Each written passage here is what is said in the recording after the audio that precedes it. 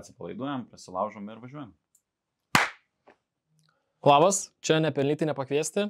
Sveikinamės iš Kauno, Vytauto Didžiojo universiteto politikos mokslo ir diplomatijos fakulteto. Esame 3 studentai, aš esu Ignas. Aš Tautvydas. Aš esu Lukas. Ir dėja, bet tik 4 studijų metais supratom, kad universitete galim vis dėlto ne tik studijuoti, ne tik užsiimti prokrastinaciją, bet galim nuveikti ir kažką visai naudingo platesniai visuomenės daliai. Tai taip atsirado idėja kurti mūsų tinklalaidę Nepelnyti nepakviesti. Tai iš esmės, kaip Ignas labai gerai pasakė, vėlokai supratom, nes 4 kursas yra paskutinis kursas, bet gerai atsigėrė to studentiško alaus, jau turbūt pamatėm, kad jau yra per daug. Ir pagalvojom, kad reikia daryti daugiau. Tai mūsų šios tinklalaidės tikslas pagrindinis bus tiesiog skatinti ir didinti politinį suvokimą mūsų visuomenėje. Tai pirmas dalykas bus bendraamžių tarpe, tokių kaip mes, tarkim, iki 30 metų galbūt tikėkime pasiekti tokią auditoriją, nes tai yra dažnai žmonės, kurie siekia universitetinį išsilavinimą. Ir toliau, jeigu pavyks, tai galbūt pasieksime jaunesnį ir vyresnį auditoriją. Tai iš esmės sieksim skatinti didesnį politikos suvokimą.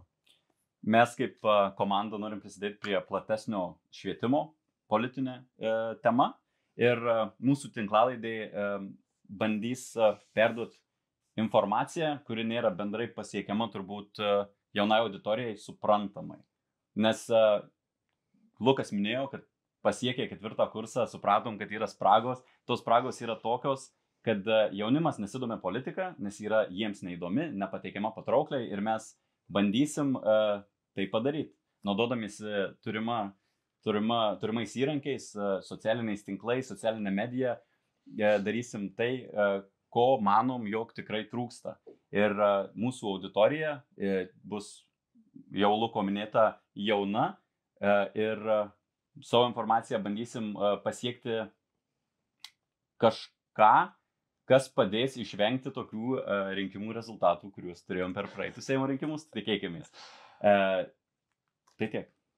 Tai iš esmės, ar ne dabar taip vis dėlto reziumuojant, mūsų tikslas yra šviesti jaunąją visuomenės dalį, kad jie tarytum pabūstų iš to tokio politinio miego, kad geriau suprastų vykstančius politinius procesus, ekonominius procesus, galų gale ir kultūrinius procesus, kurie be abejo dabar yra labai ir svarbus karo akivaizdu Ukrainoje, kuris šiuo metu labai vyksta. Ir ta tokia frazė yra atsiradusi, kad nemaišykim politikos ir kultūros. Aha. Tai mes tikrai puikiai suprantam, kad vis dėlto tai nėra realybė ir dėja šie dalykai puikiai maišosi. Tai mes vis dėlto tikrai nevengsim analizuoti šių temų. Ir apskritai mes savo tinklalaidai bandysim išlukštenti visas įmanomus su politika susijusias temas, ekonomiką. Tikrai kalbėsim apie krašto apsaugą. Tiek aš, tiek Lukas esam susidūrę su krašto apsaugos sistema. Lukas yra KASP tarnaujantis karys, aš esu atlikęs 9 mėnesių pradinę karo tarnybą, mums šios temos yra aktualios, svarbios ir mes norim plėsti visuomenės supratimą jomis. Ir turbūt sausio 10 dienos aktualijos paskelbti šauktinių sąrašai turbūt irgi padidino būtent šio proceso aktualumą ir jauni žmonės pradės domėtis, kas tai yra, kodėl tai vyksta ir kodėl tai svarbu. Tai būtent mes tenksimės kuo paprasčiau, kad ir patys kuo geriau suprastume ir jūs kuo lengviau suprastumėte šią informaciją ir mes tiesiog ją perdirbsim galbūt tiesiog, kad nebūtų taip, kaip pateikta žiniasklaidai galbūt. Jo, aš mačiau kažkas tokio. Pasikviesim atitinkamus svečius, žinoma, tai net ir šiandien turėsim svečią, kurį pristatysime taip pat netrukus, bet iš esmės mūsų svečių sąraše galėsit rasti akademikus ir dėstytojus, savo sričių profesionalus, politikus ir visuomenininkus. Nes mes esam studentai, tikrai savęs nelaikom kažkokiais ekspertais temų, kurias bandysim apkalbėti, dėl to kviesimės pagalbą, mokinsimės patys ir stengsimės mokinti jūs. Gal svarbu paminėti, kaip mes atsirinksim tos ekspertus? Tai iš tikrųjų išsigvildensim kažkokią tai vieną konkrečią temą, ar ne? Tarkim, nežinau, šiandieną, pavyzdžiui, mes bandysim pristatyti daugiau tiek bendrai politologiją, tiek apskritai Vytauto Didžiojo universitetą. Tai mes pasikviesime žmogų iš administracijos ir dėstytoją. Na, tarkim, jeigu turėsim kažkokią nors, tai kad ir pavyzdys, ar ne, gynybos temą, kviesim kažkokį specialistą, turėsim kultūros klausimus, galėsim pasikviesti kažkokį politiką. galbūt galėsim peržvelgti ir politinės satyras, ar šiaip kominės situacijas, kurios Tikrai taip. bus tiesiog papildoma turinio dalis. Mes, jauni žmonės, ir mes per daug rimtai nežiūrim į juokingus dalykus, kurie atsitinka, negalvojam, kad tai yra neįmanoma ir kad to daryti negalima ir kad per daug juokingos temos netinkamos tokiam turiniui, kurį daro mes, nes turinys jaunimui, mes esame jauni, mes juokiamės iš tų pačių dalykų turbūt kaip ir jūs, tiesiog bandysim dadėti laiptelį tame, kuriuo paaiškinsim, kokią įtaką tai daro mūsų politikai ir visuomenė. O dabar prie svečio. Na, o dabar kaip pirmąjį svečią turėsim mūsų mėgstamą dėstytoją ir prodekanę Aistę Žemaitytę, kuri, na, vis dėlto šiek tiek mums paaiškins apie tos augančius politologus ir apie politiką aplamai kaip socialinio mokslo šaką. Na tai dėstytoja, toksai klausimas apšilimui, tai kas vis dėlto yra ta politika? Žinot, galėčiau labai iškart trumpai atsakyti. Viskas. Viskas yra politika, ar ne? Tas, kas mes turim aplinkui, kaip mes gyvenam, kaip mes elgiamės, kokį mes turim santykį su kitais, ar ne, tai viskas ir yra politika. Ir labai dažnai tarsi yra toks, ar ne, pasakymas, politika tai tas, kas Seime, prezidentūra ir vyriausybė. Tai tikrai ne. Mes turime politiką savo kasdienime gyvenime ir tai, kad, na, toks paprastas elementarus dalykas, ar ne, kompanija draugų sugalvoja eiti kažkur pavakarieniauti. Vienas siūlo į sushi barą, kitas gal pizzeriją, o trečias greito maisto restoraną. Ir kas tada vyksta? Tada ir vyksta mažoji politika, ar ne? Tai kur einam? Kas siūlom? Kokie argumentai? Kas turi stipresnius argumentus? Kas labiau rinkas nusileisti? Kas dar garsiau kalba? Tai va čia yra tas kasdieninis mažoji politika. Aišku, reikia nepamiršti, kad, na, tikroji politika yra daug reikšmingesnė ir jinai vyksta daug didesniais mastais, bet jeigu mes tos politikos neturėtume, tai mūsų gyvenimo nieks neorganizuotų, nes iš esmės politika, jinai mūsų gyvenimo būdo organizavimas. Tai dar jeigu tokį ar ne papildomą klausimą, vis dėlto iš to, ką jūs atsakėte, tai mes, na, galim taip teikti, ar ne, kad vis dėlto politika yra labai glaudžiai susijusi su lyderystė. Ir taip ir ne, ar ne? Nes lyderystė vėlgi yra tam tikros savybės, kuriomis kažkokie žmonės apdovanoti, ar ne? Ir jie galbūt veda kitus žmonės tuo, ar ne? Bet juk ne visi mes esam lyderiai, ar ne? Jeigu mes būtume visi lyderiai, mes neišliptume iš konflikto. Tai vadinasi, yra tam tikri momentai, kada lyderis apsiema tas pozicijas, bet leidžia tiem nelyderiam, ar ne? Irgi lygiai taip pat vienodai dalyvauti tame kasdieninėme ar bet kuriame kitame sprendime. Tai yra kolektyvinis kažkoks tada sutarimas atsiranda.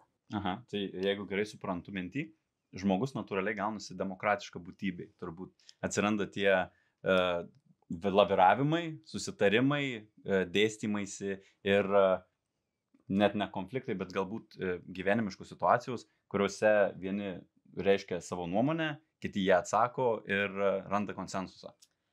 Bet čia gal tam utopiniam pasauliu žmogus yra toks demokratinis prigimties. Ne, iš esmės, tai kiekvienas žmogus yra šiaip iš prigimties labai savanaudis ir ten, kur savanaudiškumas, tai nėra didelės demokratijos.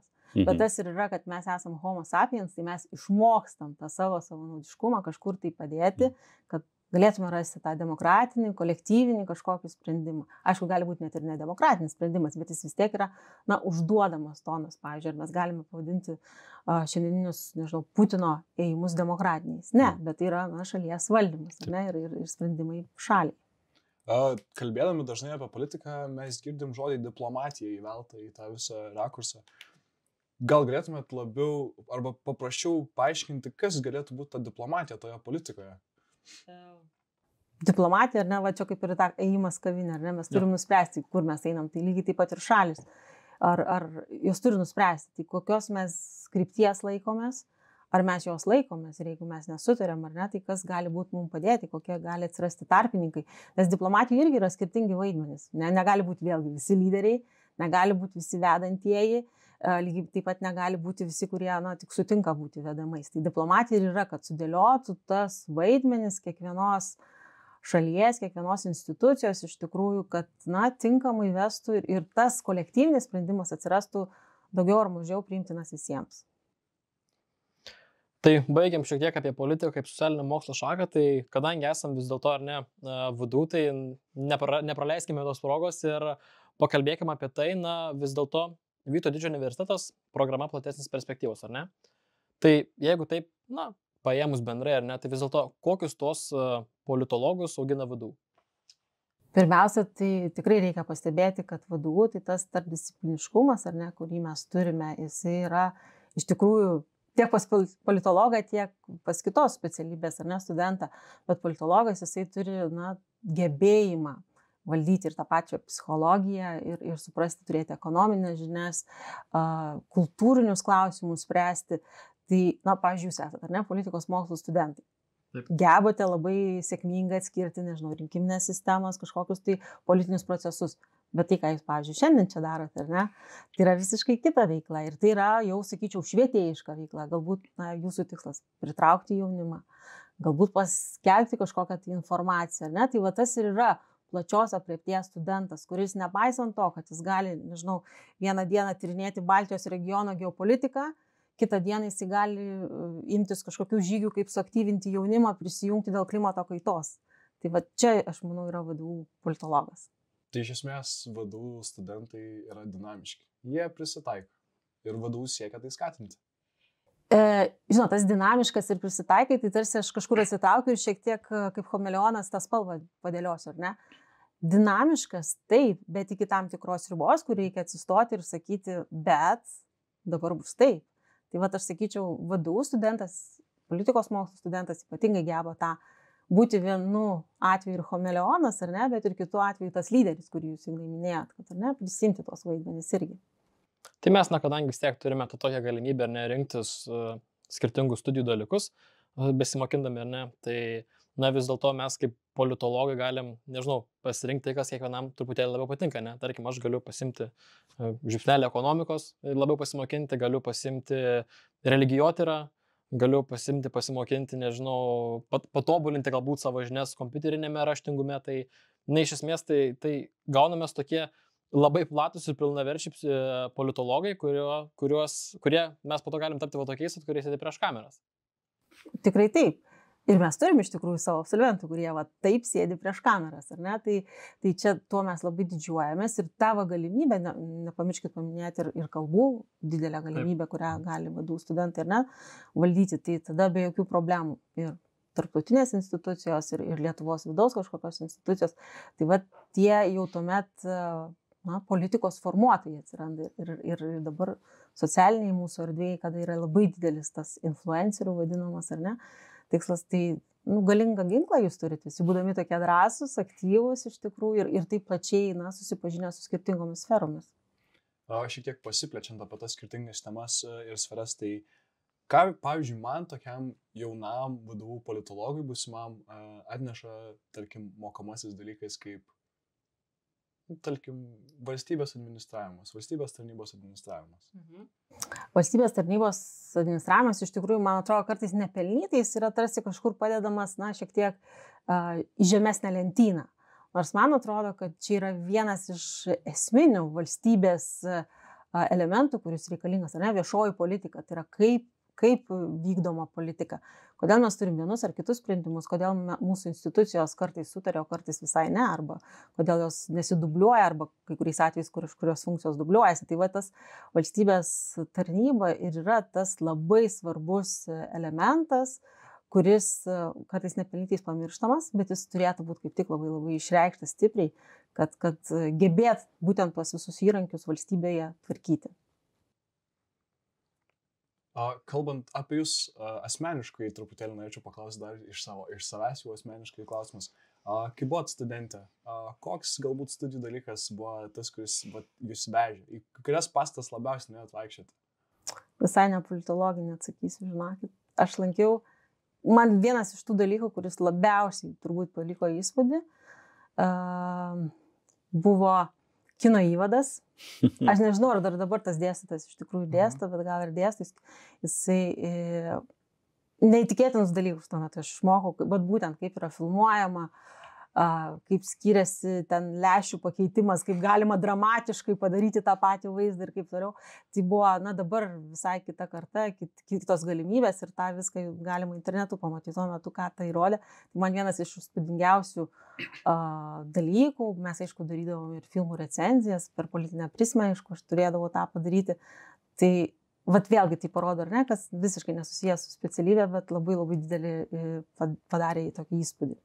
Jo, tai aš iš karto į priešingą pusę klausimą noriu, nes vis tiek puikiai suprantam, kad jeigu studijam kažkokią tai, na vis dėlto vieną sritį, ar ne, vis tiek greičiausiai atsiras tas bent vienas dalykas, kuris, o ne, tik ne šitas. Tai va, tiesa, ar jūs va turėjote irgi va kažkokią tai studijų dalyką, į kurį tiesiog nenorėdavote eiti, arba būdavo galbūt labai sunku eiti, nes būdavo tiesiog ar neįdomu, ar kažkokios kitokios aplinkybės. Galbūt kirvis dėstytojas, tai pavadinti. Jo, arba jo, būna ir tokių variantų. Tai... Aš žinokit, va čia tai jūs mane taip prigavot. Gyvenimo paradoksas turbūt. Ne tai, kad nemėgstamiausias, bet toks dalykas, kurį, tai buvo lyginamoji politika. Tuo metu man dėstė profesorius Algis Krupavičius. Tai buvo iš tikrųjų, praleidi vieną paskaitą, tai praleidi ten, nežinau, pusę gyvenimo. Bet vėlgi, tai yra teorija. Tai yra teorija, iš kurios tu negali labai kažkaip padaryti daug įdomybių, atradimų, bet turbūt kaip ir bet kuriam mokslui, ar ne? Jeigu yra tam tikri teoriniai dalykai, jie privalo būti ir tiesiog paradoksas, kad aš dabar tą dalyką dėstu. Iš tikrųjų, tai, na, tai toks, nežinau, istorijos spiralė čia atsitiko. Tai jūsų nuomonė, kaip lietuviai, kaip visuomeniai suvokia politiką, politologiją, politiką ir kokią svarbą tai turi tautai mūsų? Man atrodo, kad lietuviai politiką labai nevienodai supranta.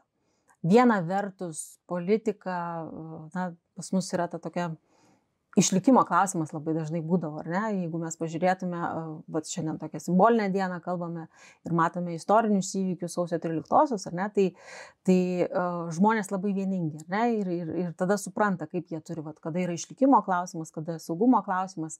Ir jeigu paimtume 91 metus, ar ne, tai žmonės labai entuziastingai, na, koordinuotai elgėsi, nebūnant tikrai koordinacijai. Ar ne, tai tas toksai, vat, tokia tradicija tautiškumui, jinai yra labai labai stipri.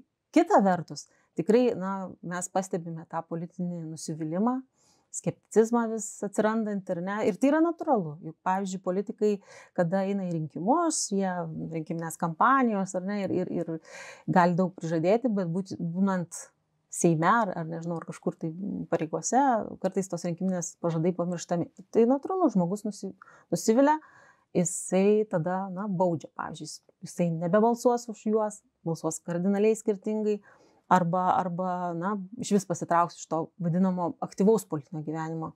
Tai vat, kita vertus, žinot, jaunimą aš stebiu aktyvėjimą. Tai čia tas džiuginantis aspektas, ar ne, nepaisant to nusivylimą. Ir jau atsiranda pas mus visuomenėje supratimas, kad politika tai nėra ten tas, kas vyksta už Seimo durų. Tai yra, pavyzdžiui, bendruomenės. Didelį balsą jos vis didesnį turi.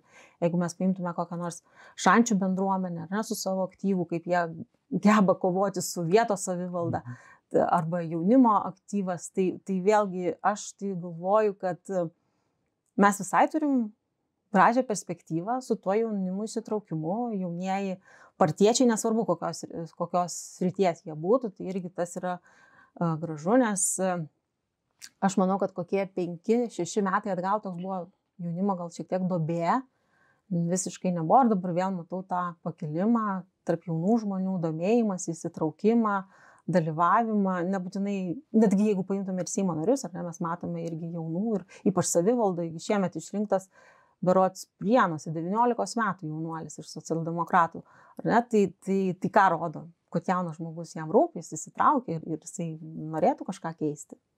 Tai nepabėgant per daug į priekį jūsų atsakymo, minėjot apie tą baudimą, švytuoklę, kuri yra mums labai įprasta.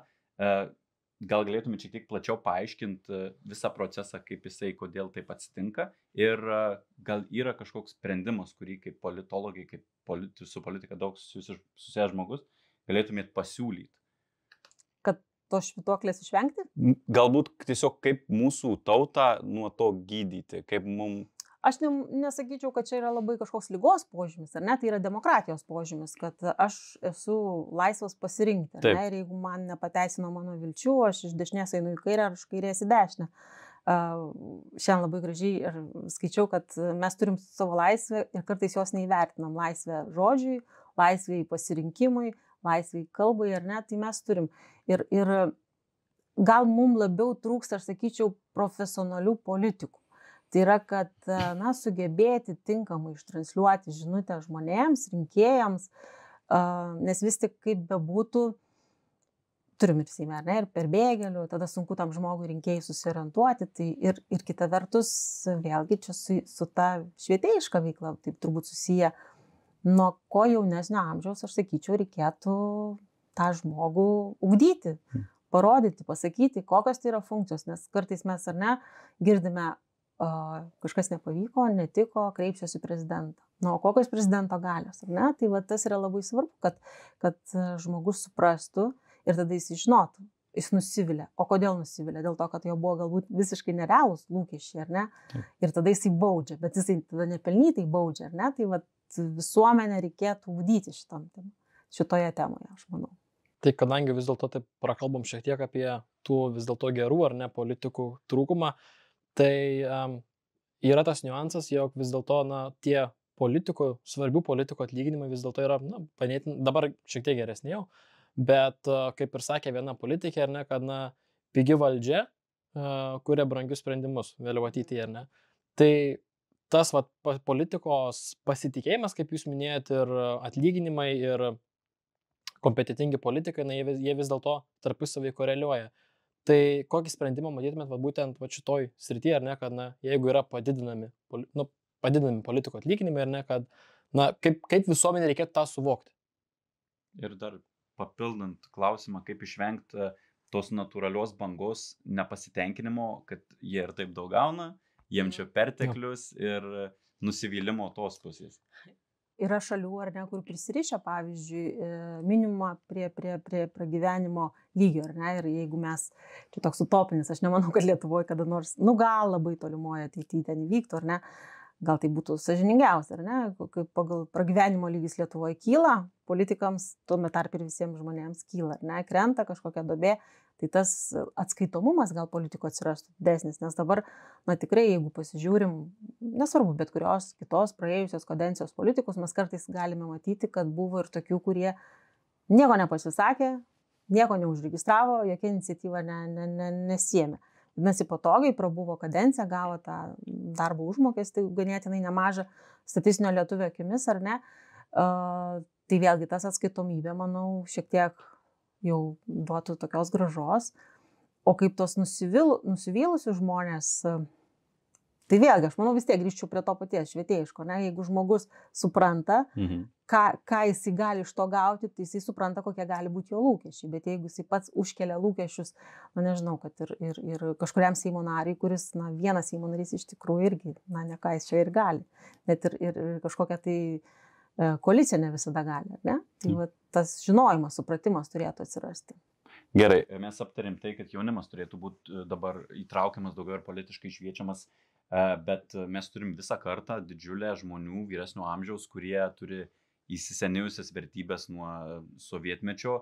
Švietimas jiems jau turbūt pamirštas yra, nes seno arklio naujų triukų neišmokysi, kaip yra posakis. Tuo pačiu dar papildomai su ta visa situacija, socialiniai tinklai, žiniasklaida dažniausiai pateikia visas tas situacijas labai nemaloniai, sakykime. Algos keliamos. Kaip jūs tai vertinat ir tikimas yra visada neigiamo atsakymo. Ar įmanoma kažką šioje situacijoje padaryti? Mes turim jaunimą, mes jį galim šviesti, bet ką daryti su karta, kuri jau... Žinokit, gal nenurašykit visai taip tos vyresnės kartos, jeigu jūs pasianalizuotumėt, pavyzdžiui, 3 amžiaus universitetai, ką veikia, ne, ir koks yra aktyvumas. Ypatingai tose provincijos miesteliuose, ne, nesvarbu, kokia tai būtų pamoka, pavadinkime, paskaita, ne, ar tai bus politikos mokslo, ar tai bus meno kažkokia. Senjorai iš tikrųjų labai aktyviai dalyvauja, jie nori ir jie tiesiog turbūt mes turėtume kaip valstybė čia jau pasiūlyti didesnį paketą tiem patiem, kaip jūs sakote. Yra ta karta, kuri beveik nurašyta, bet dar nenurašyta, ar ne? Aha. Tai tai kartai kažkokia tam tikra, kaip ir rinkiminės kampanijos, ar ne, būna, vienos orientuojasi labiau jaunimą, kitos galbūt į senjorus, dar kažkurios į dirbančiosius. Tai į šitą grupę irgi turėtų kiekviena partija rasti kažkokį priėmimą, kad tiesiog juos skatinti, dalyvauti, kad jie nesijaustų nurašyti. Va čia yra labai svarbu, nes labai dažnai mes turim tokį nusivylimą susijusiu su tuo, kad pasyvumu, ar ne? Tai aš nebalsuosiu, tai aš nieko nepakeisiu, na, mano balsas nieko nereiškia, tai visada aš tą sakau, jeigu tu netėjai, tai už tave kažkas atėjo. Tai va tas va sprendimas, kad tas žmogus iš tikrųjų turi labai galingą tą tokį įrankį savo balsu išreikšti. Tai va ypatingai, kur, nežinau, Lietuvos pakraščiai, kurie yra pasyvūs, ar ne, tai vėlgi pažiūrėkime, kada vyksta rinkiminės kampanijos. Centrinė valdžia labai dažnai iki pakraščių nuvyksta, ar ne, tai va decentralizacija šituo atveju labai padėtų, aš manau. O truputėlį grįžtant prie mūsų, kaip mes ir minėjom, vis tiek tinklalaidė yra skirta daugiau jauniems žmonėms. Kaip jūsų nuomonė, kas galėtų paskatinti tą jauną žmogaus įsitraukimą būtent į politiką? Ko gero, jūs čia geriau atsakytumėt negu aš, ar ne? Tai pavyzdžiui, mes dirbam, važiuojam ir į mokyklas. Ir kalbame mokyklose ir klausime, pavyzdžiui, 12-okai jau kai kurie turi teisę balsuoti, jau jiems yra 18. Labai svarbi yra jų aplinka. Jeigu yra kažkokia pasyvi aplinka, šeima, ypatingai jeigu yra skeptiška šeima, tai kažkaip tas jaunas žmogus irgi labai persiduoda.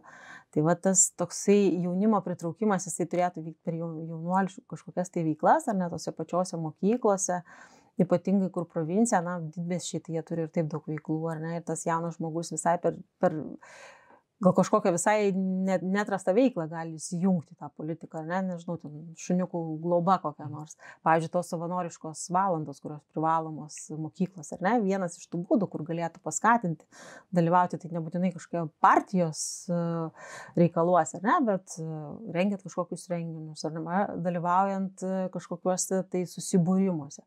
Tai va per čia, aš manau, tą jauną žmogų būtų galima labai paskatinti, parodyti iš tikrųjų, ką tai gali reikšti. Tai dar ką iš tikrųjų ir šiuose rinkimuose puikiai pastebėjom, ar ne, kad net ir socialinės medijos neblogai paskatina. Turėjom labai skambių rinkiminių dainų. Tikrai čia neminėsim, nereklamuosim, ar ne, bet, na, tos, sakykime, ta konkrečiai viena rinkiminė daina, nu, ji padėjo vienam žmogui tapti Seimo nariu.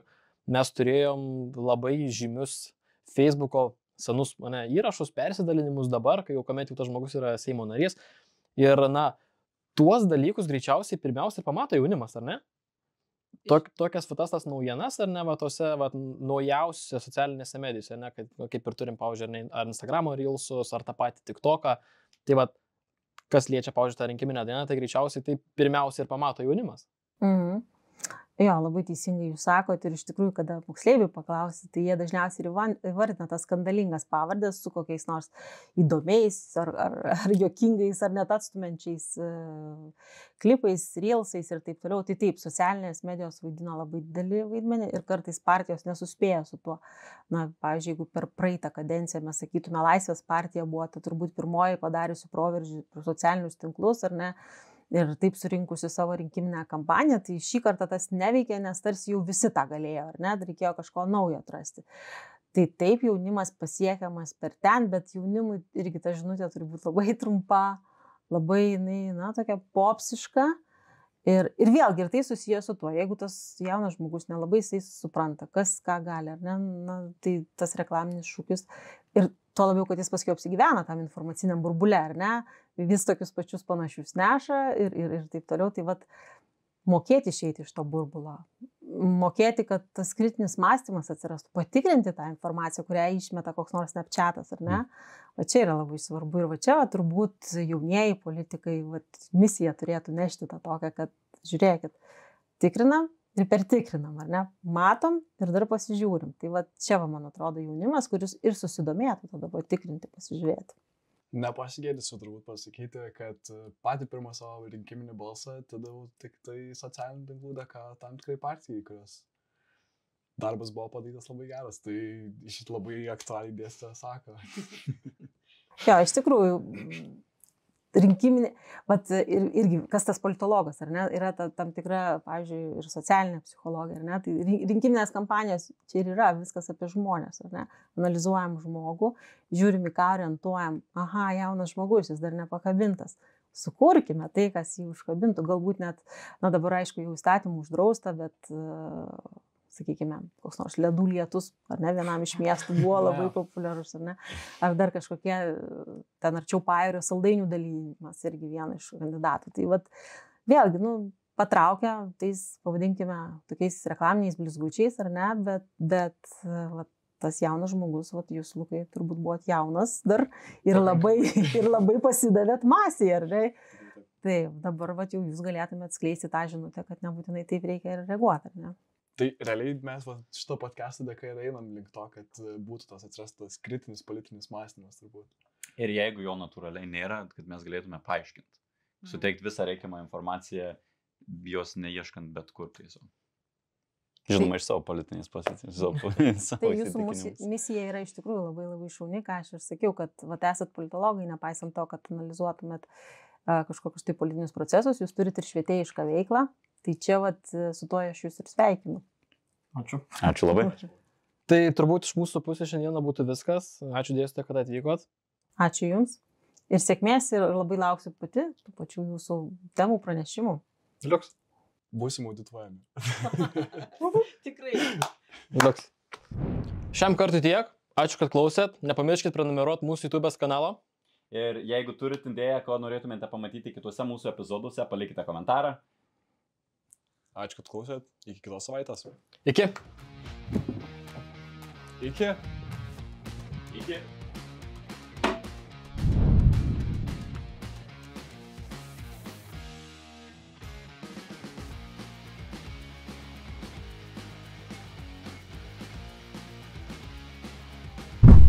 Čia. Sakykit tą daiktą. Čia nepelnytai nepakviesti. Ir mes tryse. Tryse.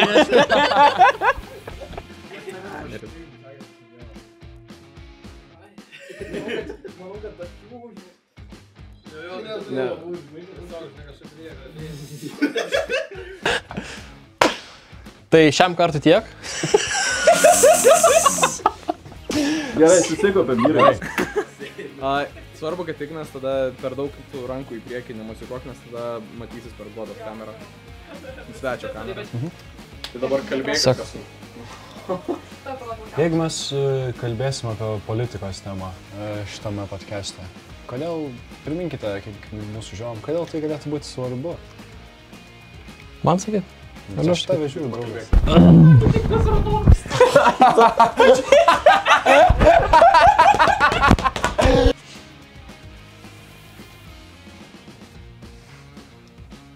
Tai Tautvydai. Tautvydai, jo papa. Tai Tautvydai. Tautvydai, ar galėtum papasakoti, kodėl mes būtent pasirinkom politiką? Sutiksim kitą savaitę. Iki. Iki. Apyrankius gal svarbu pakalbėti. Padėkoti komandai, kuri mums padeda. Ai, šitie mane. Šitie. Nu, bet čia reikės, nu gerai, bet reikia kažkaip tą gražiai, nes aš taip, greit nesugalvosiu, kaip pasakyti normaliai, kad ta prasme. Ne, aš tai manau, kad galim gale epizodo pasakyti, kad... Ačiū už pagalbą. Aš galiu pasakyti, kaip aš matau šitą. Tai, kad jūs galite mus matyti ir šitas kanalas jūs pasiekė, nėra tik tai mūsų trijų dėka. Už kamerų yra žmonės, kurie dirba savo darbą ir mums padeda. Ir taip pat norim padėkoti Vytauto didžiojo universitetui, kuris mus skatina ir stumia į priekį. Ačiū. Ačiū. Ačiū. Ačiū. Ačiū. Ačiū. Ačiū. Ačiū. Ir gestai tamsu.